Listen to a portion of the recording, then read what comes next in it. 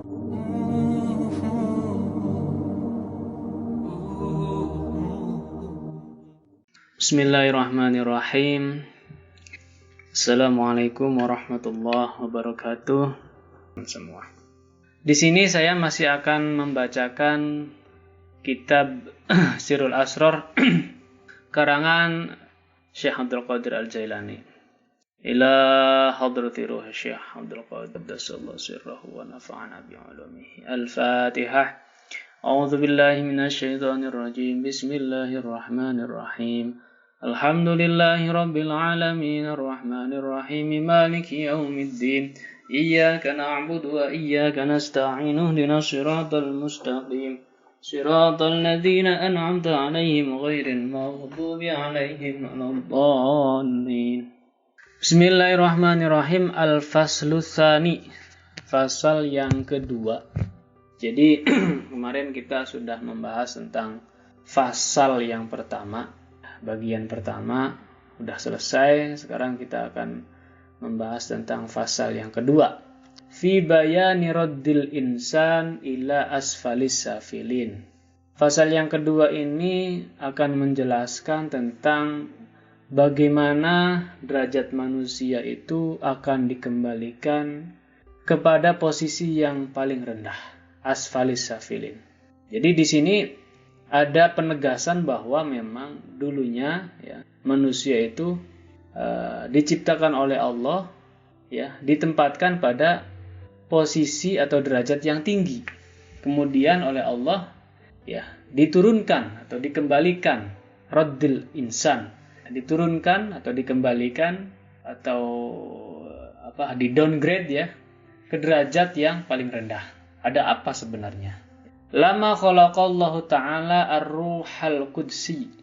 Ketika Allah Subhanahu wa ta'ala menciptakan ruh qudsi, ruh yang suci, fi ahsani taqwim, dalam bentuk yang sangat sempurna, fi alamil lahud, di alam lahud.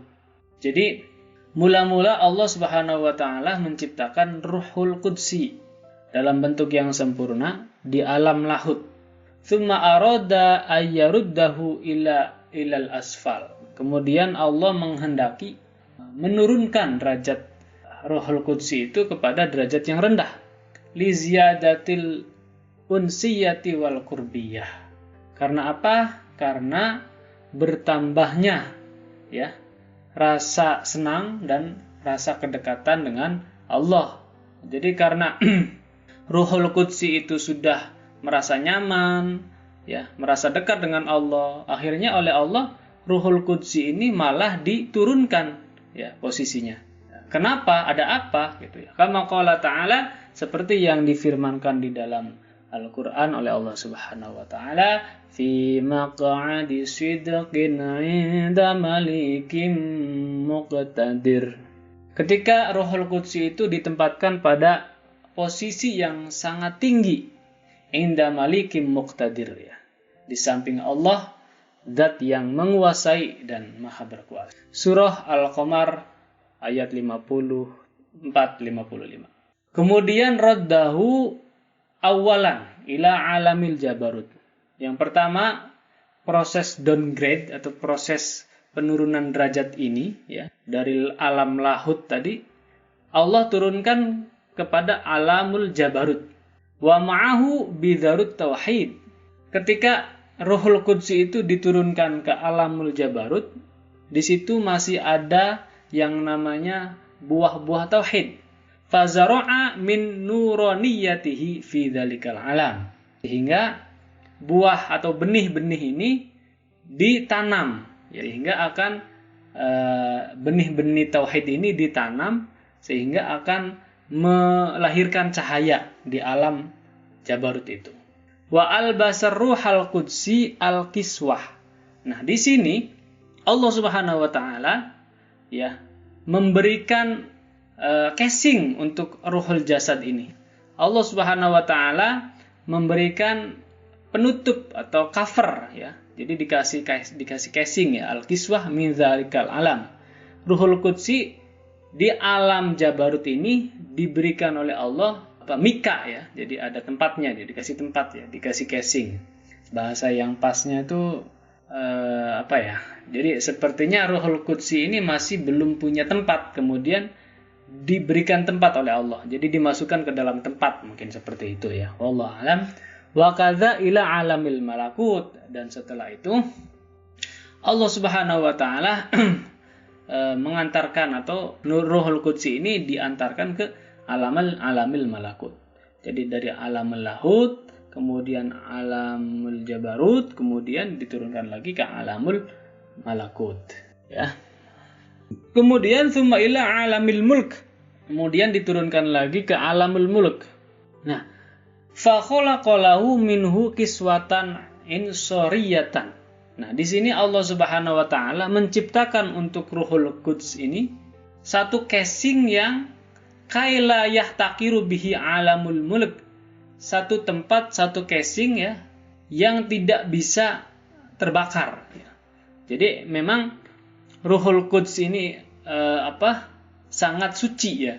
Sangat suci sehingga harus diberikan casing biar cahayanya ini tidak menghancurkan benda-benda yang lain gitu. Karena cahayanya ini sangat luar biasa sehingga oleh Allah Subhanahu wa taala ditutupi atau dicasingin ya Ruhul Quds ini dengan casing atau pakaian ya, bisa dibilang begitulah ya, pakaian yang bisa menutupi cahayanya itu sehingga tidak terbakar benda-benda yang bersentuhan dengan alamul quds itu. Yakni hadzal jasad, yang dimaksud casing di sini adalah jasadnya. Nah, casing di sini adalah jasad ya, dinamakan jasad al-kathif yang kasar. Jadi jasad kita ini ya, jasad kita manusia ini adalah casing dari Ruhul Quds yang ada di dalamnya. Sehingga badan kita tidak akan hancur ya. Benda-benda yang lain pun tidak akan hancur dengan Ruhul Quds yang ada di dalam diri kita, karena Ruhul Quds itu sudah di-casingin oleh Allah. Fayusamma bi'tibaril kiswatil jabarutiyah ruhan sultaniyan. Kemudian karena mempertimbangkan dari adaptasi alamul jabarut ini ya, alamul jabarut ini, casing ini dinamakan dengan ruhul sultaniyah, ruhan sultaniyah, ruh sultani, ruh sultan ya. Wa bi'tibaril malakutiyah, dan karena beradaptasi dengan ruhul malakutiyah dinamakan ruhan sironian, ruanian. Ada lagi namanya ruh sironian, ruanian. Wa bi'tibaril malakiyah ruhan jasmanian, dan dengan adaptasinya Ruhul Quds ini dengan alamul malakiyah, dia akhirnya ruh ini dinamakan ruh jasmaniyah. Jadi ada 3. Yang pertama adalah dinamakan ruh sultaniyah ketika berada di alam jabarut, kemudian ruh sironiyah ketika di alamil malakut, dan ruh malakiyah ketika berada di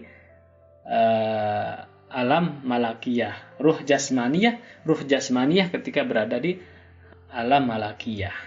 Ya. Jadi proses terciptanya manusia itu benar-benar Allah Subhanahu wa taala memperjalankan proses yang sedemikian rupa ya. Jadi dari Ruhul Qudus ya turun menjadi ruh sultan ya, dinamakan ruh sironiyah, kemudian baru ruh jasmaniyah. Seperti itu. Jadi Allah Subhanahu wa taala adalah zat yang maha sempurna. Tidak ada ya, apapun yang ada ya, melebihi kesempurnaan Allah. Ya, sehingga karena kesempurnaannya inilah tidak ada seorang makhluk, tidak ada seorang manusia pun yang mampu ya menampung kekuasaan Allah ini. Seperti yang kita pernah dengar dalam cerita Al-Qur'an, ketika Nabi Musa ya, dengan lantangnya ya, ingin melihat Allah secara langsung. Dan Nabi Musa ini ya kalau dalam bahasanya orang Indonesia agak songong gitu ya, agak songong. Jadi nantang, pengen, ya Allah, aku pengen melihatmu. Kata Allah, silakan kamu lihat gunung itu. Kalau gunung itu tetap berdiri kokoh, maka kamu akan bisa melihat aku. Ternyata ketika Allah tajalli, ternyata gunung itu langsung meledak dan Nabi Musa langsung tersungkur memohon kepada Allah. Tidak. Jadi manusia sekalipun kedudukannya seorang nabi seperti Nabi Musa ini tidak akan mampu ya ingin melihat langsung Allah. Makanya kita ini harus bersyukur kepada Allah Subhanahu wa taala kalau kita mengerti bahwa yang ada di dalam diri kita itu apa. Saya tidak akan menjawab. Silakan teman-teman simpulkan sendiri seperti yang tadi sudah dijelaskan dari awal. Meskipun itu melalui beberapa proses ya teman-teman.